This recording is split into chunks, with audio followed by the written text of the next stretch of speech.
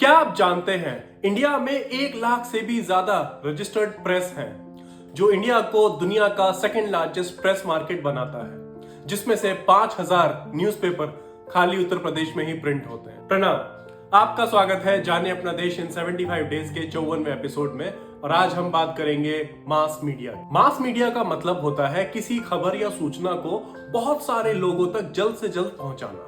जैसे पुराने जमाने में ड्रमर और क्रायर को यूज किया जाता था, जो एक ड्रम लेकर गांव गांव जाता था और चिल्लाता था, सुनो सुनो सुनो, सभी गांव वालों को सूचित किया जाता है, और फिर सारी खबर लोगों को बता देता था। लेकिन समय के बीतने के साथ नई टेक्नोलॉजी आ गई और जब प्रिंट कल्चर आया तो न्यूज़पेपर प्रिंट होने शुरू हुए, जिसमें इंडिया का सबसे पहला न्यूज़पेपर था बंगाल गजेट, जो जेम्स अगस्टस हिकी ने जनवरी 1978 में शुरू किया था। इसके बाद इंडिया में काफी सारे न्यूज़पेपर प्रिंट होना शुरू हुए, जैसे दर्पण, ज्ञानोदय, प्रभाकर, केसरी और मराठा, जिसने हमारे इंडिपेंडेंस मूवमेंट में भी बहुत हेल्प की। और इसके बाद ब्रिटिश सरकार ने वर्नाकुलर एक्ट लगा दिया कि अगर कोई भी न्यूज़पेपर ब्रिटिश हुकूमत के खिलाफ कुछ भी प्रिंट करेगा तो उनकी प्रिंटिंग प्रेस को जब्त कर दिया जाएगा और न्यूज़पेपर छापने वाले को जेल में डाल दिया जाए। पर एक बहुत बड़ी दिक्कत ये थी कि बहुत से लोग पढ़ नहीं सकते थे। इस प्रॉब्लम का सोल्यूशन आया जब पहली बार रेडियो आया। इंडिया में पहली बार एक private company, Indian broadcasting company, ने पहला रेडियो ब्रॉडकास्ट शुरू किया। बाद में ब्रिटिश सरकार ने उसको टेक ओवर कर लिया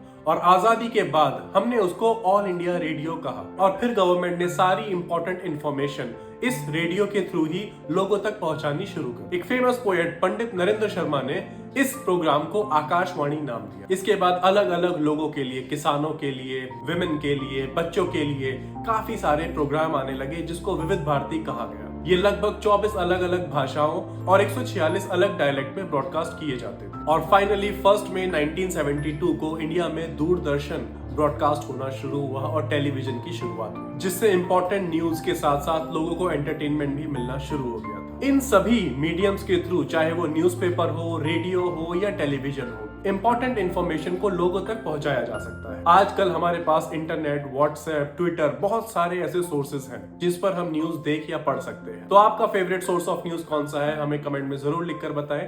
और अगर आपको आज का वीडियो अच्छा लगा तो प्लीज इसे लाइक करें और हमें फॉलो करें ऐसे ही और वीडियोस के लिए।